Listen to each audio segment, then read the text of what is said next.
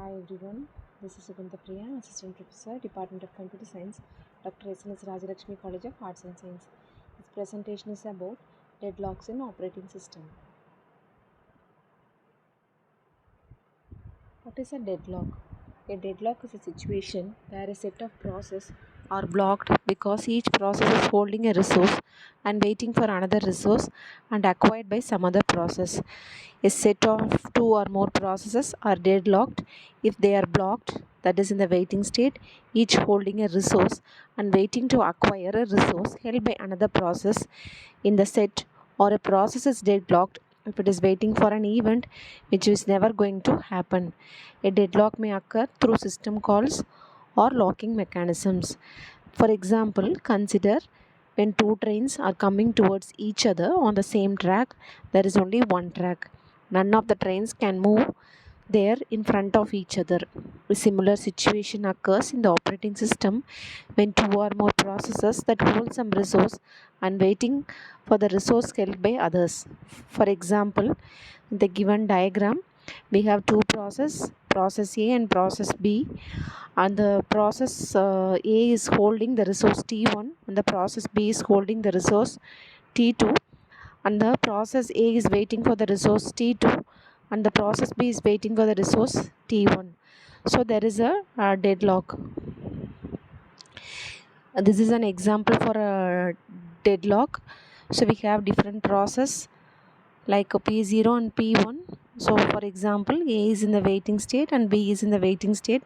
Again B is in the waiting state and A is in the waiting state, and A is waiting for the signal and B is waiting for the signal. Again B is waiting for the signal and A is waiting for the signal. That is going to never happen. Next is the best example for a deadlock is a traffic mechanism. When several vehicles try to go in the same way, a deadlock may occur. Next is system model. The system consists of resources like resource types R1, R2, etc. up to R1. So there is a CPU cycles, memory space, and I/O device. So each resource type Ri is an resource which have Wi instances. Each process is going to utilize the resource as follows. So it is going to request a service, it is going to use a service, and it is going to release the service. Next is a deadlock characterization. There are mainly four reasons for a deadlock to occur in a system. The four main reasons are mutual exclusion condition, hold and wait condition, no preemption condition, circular wait condition. In the mutual exclusion condition, each resource is assigned to one process or is available. Whereas in the hold and wait condition, process holding a resource can request additional resources. In no preemption condition, previously granted resources cannot be forcibly taken away. Circular wait condition must be circular chain or one or more process, each is waiting for the resource held by the next member of the chain. A set of process waiting for each other in the circular form. Next is a deadlock modeling. The deadlock model is modeled with the directed graphs. So here we have two directed graphs. That is process A is allotted to resource R and process B is allotted to resource S. So resource R is assigned to process A, process B is requesting and waiting for the resource S, whereas the process C and D are in the deadlock over the resources T and U. So this is modeled under the concept of the directed graph. Next is deadlock detection and recovery. Deadlock with one resource of each type.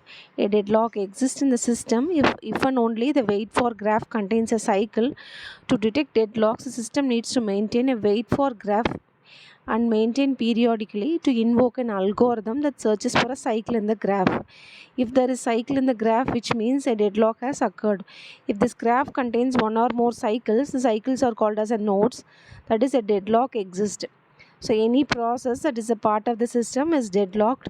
If no cycle exists, the system is not deadlocked. If the deadlock prevention and avoidance is not applied to the software, then we can handle it by using a deadlock detection and recovery, so which consists of two phases. In the first phase, we examine the state of the process and check whether there is a deadlock in the system. If the deadlock is present in the first phase. Then we apply that algorithm for recovery of the deadlock. In the deadlock detection and recovery, we get the correctness of data but performance decrease.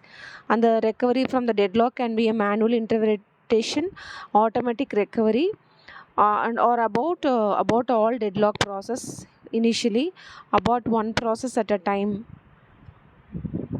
Next is a deadlock detection with one resource of each type.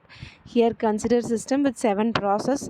So A through G are the resources, and the 6 resources from R through W. The state which resources are known as a resource graph, and it is given below. From this cycle we can see that the process D, E and G are deadlocked, whereas process A, C and F are not deadlocked because S can be allotted to any number of them, which then finishes and returns it.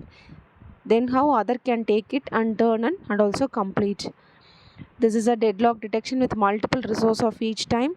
So using the several data structures and using a detection algorithm, by allocating appropriate resources to the appropriate processes, we can avoid the deadlock detection. This is a deadlock detection with multiple resource of each type.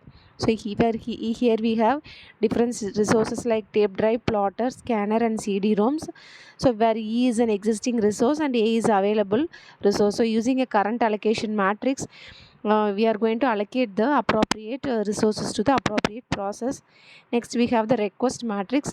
So whenever a request is made to the process, it is placed in the request matrix. By this way we can avoid the deadlock. And next is recovery from deadlock. The recovery from deadlock can be handled using recovery through preemption, recovery through rollback and recovery through killing process.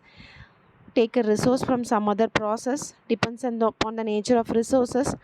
Checkpoint a process periodically, use the saved state, restart the process if there is a deadlock, kill the process in the deadlock cycle.